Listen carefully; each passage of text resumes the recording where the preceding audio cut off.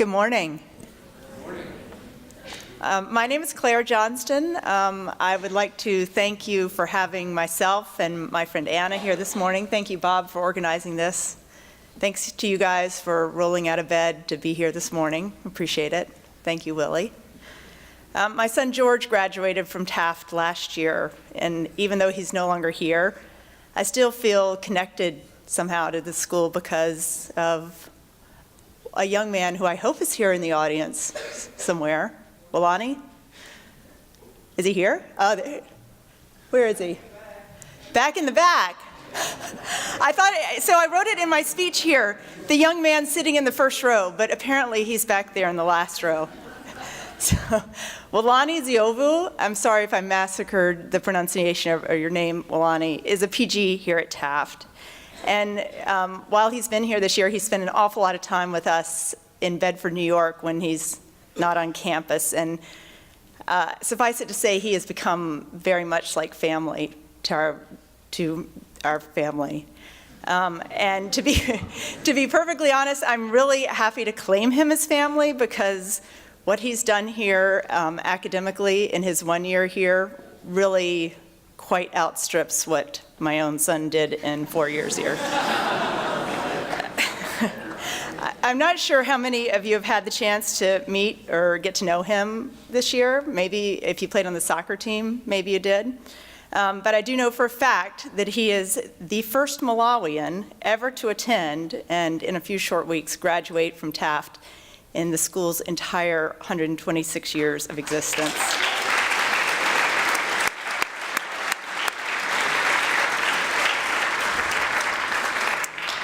All right, geography quiz. Raise your hand if you feel like you could pinpoint Malawi on a map. Yeah, figures, Tafties, yeah. I'm glad some of you guys could. Until about 5 years ago, I had no idea where Malawi was. So not that many people knew where it is. Even if you know where it is, you probably don't know that much about it. So let me give you a couple of what they call fast facts so you know what Wilani's home country is like. It's a very small, landlocked country in sub-Saharan Africa. It's about the size of Pennsylvania. It's bordered by Zambia, Tanzania, and Mozambique. So if you know any African geography, maybe that tells you a little bit about where it is. It's a very young country. Almost half the population of Malawi is under the age of 15. In some places, it is unbelievably beautiful. It's got forest land, rolling hills. It's got a very long lake that runs almost the entire length of the country called Lake Malawi. And Malawi is also extremely poor. There's this tool that demographers use to rank countries in terms of their development called the Human Development Index, the HDI. And it's kind of a snapshot. It tells you something about life expectancy, education, per capita income. It basically tells you how relatively rich or poor a country is. So are there any Norwegians here at Taft this year? No Norwegians. All right, well, if there, that doesn't count. If there were Norwegians here, I'd say congratulations, you have got a lock on the #1 place in the HDI. The US ranks 8th. Malawi, on the other hand, ranks 160th out of 182 countries listed on the HDI. So yes, it is a very poor country. I've been to Malawi only once, but honestly, it's one of those places that almost makes you want to throw up your hands and say, oh my gosh, where do you even begin? When there are 2 doctors for every 100,000 people, when the average primary school has 1 teacher for every 74 students, when 3 out of 4 people live on less than $1.25 a day. That's $1.25 per day. How can you possibly make a difference in the face of statistics like this? Well, I'm here this morning to introduce my good friend who has done just that. Anna Msowoya Keys was born and raised in Malawi.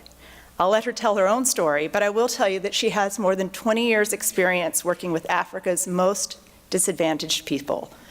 It was while working for the International Rescue Committee in Rwanda after the genocide that Anna met her husband, with whom she relocated to New York. and thus and therefore I met her several years later. Anna is the founder of Maloto, an organization devoted to improving the lives of women and children in northern Malawi. I can say without hesitation that she is one of the most extraordinary women I have ever had the pleasure to meet. With complete dedication, fierce determination, and relentless drive, she helped create the Kwitu Women's Group. The all-volunteer community group began serving 20 children a hot meal once a week in 2004, and now 12 years later serves 3 meals a week to over 300 children, many of whom are either single or double orphans. In addition to feeding, the Kwitu Women's Group offers early childhood education, after-school tutoring, sports, community outreach programs on HIV and AIDS. In 2010, Anna founded Mzuzu International Academy, the first internationally accredited secondary boarding school in northern Malawi, which currently serves 130 students in grades 7 to 12. The awards she has received for her humanitarian work from various organizations include the Women of Compassion Award, Most Inspiring Individual, and an honorary doctorate in social entrepreneurship. I'm not sure that Anna knows what Taft's motto is. Do you? You do? Oh, I wasn't counting on that. My speech doesn't account for the fact that you already know, but if there's ever anybody who embodied the motto, not to be served, but to serve, it's Anna Msowoya Keys. She has never, ever looked at a problem and said, I don't really know what to do here. She instead said, you know what? This is a huge problem. I'm going to roll up my shirt sleeves and get to work on it. May I present Anna Msowoya Keys.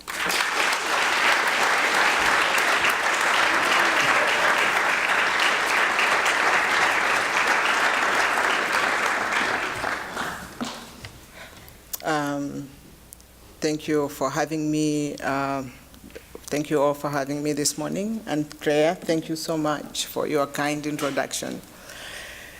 As Claire said, I can do all those things, but one thing that I can't do is to speak to you wonderful, intelligent people here today. So excuse me if I stumble wrong, but I hope I can make a difference this morning to what I'm going to speak. This is my first visit visiting Taft, but I've gotten to know the school over the years through people like Claire. I know that Taft is a school that puts a lot of emphasis on educating the whole person so that all of you can go out into the world as thoughtful and caring people. So when I was asked to speak with you all today, I knew that if any group of few hundred students might be open to hearing about education, empowerment in Malawi at 9:30 in the morning, it will be this group of students.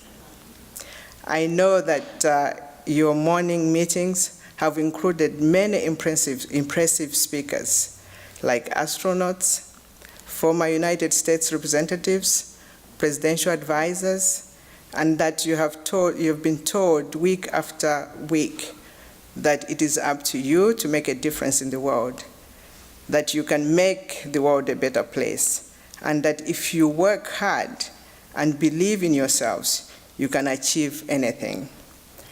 And all these people are right. It is up to you and your generation to repair the world and make things just a little bit better for those who come after you. Repairing the world is a big request, and while you are in all talented, passionate students, you might not change the entire world, especially not by yourself.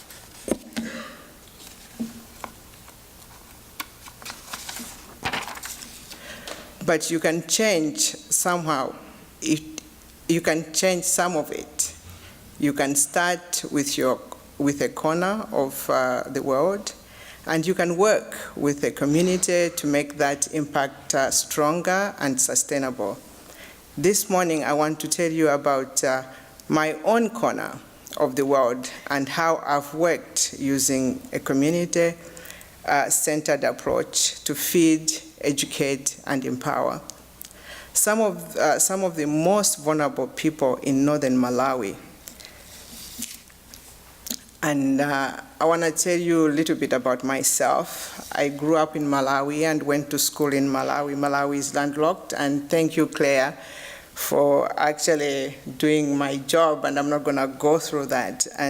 But what is outstanding for Malawi is that it's a very beautiful country. Though poor, but God knew maybe that we'll be poor, but made this country very, very beautiful. So it is a very beautiful country, and left for college. I had parents who their emphasis was education, because they instilled in us that if you get education, you can be whoever you want. You can get out of this poverty. And so I was lucky that I had parents who were both teachers and instilled in us with that education. But ever since I was young, I always wanted to help others. For some reason, it was always in me. My mother taught us to say, if you want to give something to someone, give the best. And later on, she came back to actually, because every time she bought me a new dress and a friend came who had not a good dress, I took that new dress and gave it to them and says, when we're going to church on Sunday, that's when we dress well. It says, can you put on that new dress? And I said, oh, I gave it away. Why would you do that? And I said, but you said we should give just the best. So that's how I was raised. But,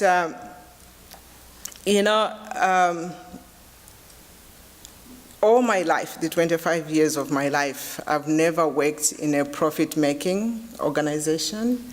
I've always worked in a non-profit organization, which took me to the most difficult areas. I've worked in Rwanda, Burundi, Congo, and it was always been with women and children. And my emphasis there was always, as a refugee, you go back home. So you need education. So even in the refugee camps, education was a big part of what I did. Though I'm not an educator myself, I did social work, but I just believed that education was the only way out. And in 2003, all changed on me. We moved to United States in 1999. And then in 2003, it all changed because if you guys know, there's been this HIV and AIDS epidemic, and Malawi was hit really hard. And I lost 4 sisters, their husbands, and left with 10 of my sister's siblings to take care of. So my husband and I, one day we had 10 children to take care of, including 2 of our own. But when I went home, I noticed something that had changed, because as I've told you that I was actually working outside Malawi, though it was in Africa, but I had a different life. Growing up, though we're poor, but we're much better than other families. And when I went to my 4th sister's funeral, I found out that at the funeral we had hundreds of kids who came. And I knew my sister, but I didn't know that she was good with kids that way, that they would all come to her funeral. Later on, I realized that no, they didn't come to that funeral to eat, to mourn my sister, but they came to eat because they realized that because I've come from United States, it means there'll be food there for them. And that broke my heart, because when we were growing up, we never used to attend funerals in Malawi. Funerals were just for big people. And when I was growing up, food was not an issue. And so to actually realize at my age that these young ones, they are going funeral after funeral to go and look for food, I made a promise in my heart to say, though I don't have money, but I have to do something. And I have to start somewhere. I have to start feeding these kids. I know the problem was huge, but I realized that I come from this corner. And this is the corner I'm gonna take, and this is the corner that I'm gonna try and make a difference. And I did, and started with 20 kids, 20 women, so it was a woman per kid. And I wasn't gonna talk about that today, but I want to say that one of the 20 kids that I started with, it's Walani. And it warms my heart to actually see that Walani is in this very prestigious school, beautiful, that not even in Walani's wildest dreams would have thought that you would end up here. And so for my corner, I think it has started with one. And I think that that one will be able to change the world one day, to be able to do what I've been able to do for him, and he'll be able to do that for others. And so after that, as Claire has already said, that I started the Quit Women's Group, and that Quit Women's Group is, dreamt small but dreamt bigger, and every time when you're actually trying to do these things, you don't know where it is going to take you. And for me, I've been very, very lucky. I didn't go to school in the United States. I went to school in Malawi, but I've found friends like Claire and so many other people who have been able to make these dreams come true for me. They've helped me raise money here in the United States to go and do these things. They've been on the board. They've done so many things. And I just want to say, in all of us, there's that good. In all of you, you can make a difference. But what I want you to do is, as you're here at Taft, I'm sure you have dreams of your own, and I'm sure you're thinking of so many things. It's all right to start somewhere. I want you to be able to actually go and find your own corner, whether it's here in the United States, where it's, I don't know, wherever you all come from, different nationalities, wherever you can find that corner to actually make this country, this world a better place, because without you, this world will just, perish. We'll just end up, because I'm old, I'm 54. My time is finished, it's your time. It's your time to actually make a difference. It's your time, you might even ask this question to yourself to say, why is she talking about Malawi? What do we care about Malawi? Trust me, what happens in Malawi or what happens in South Africa, what happens anywhere, it is your problem, because you are that age that you guys have to interact. You are the future generation that if you don't reach out, you will not be able to sit on the same table and say, how can we sort our problems in this world?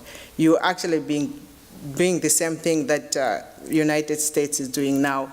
Malawi will still be wanting handouts from you. You don't want that.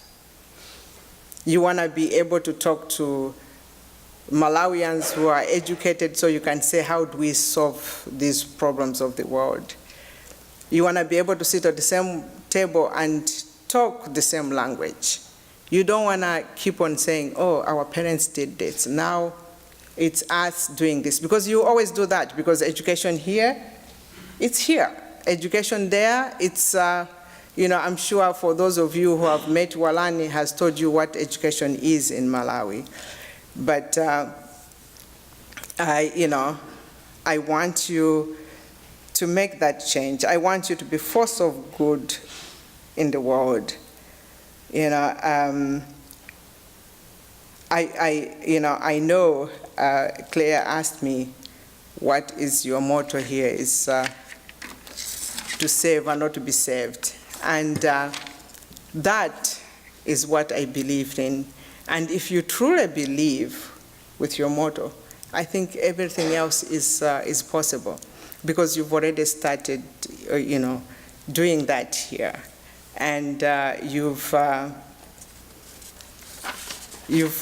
also,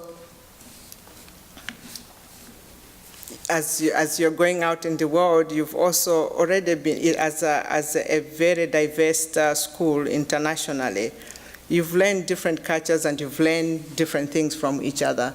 And I think the rest will be very easy, as your school's motto is not to be served, but to serve. This is the wish that I have for our school in Malawi, so that one day we can we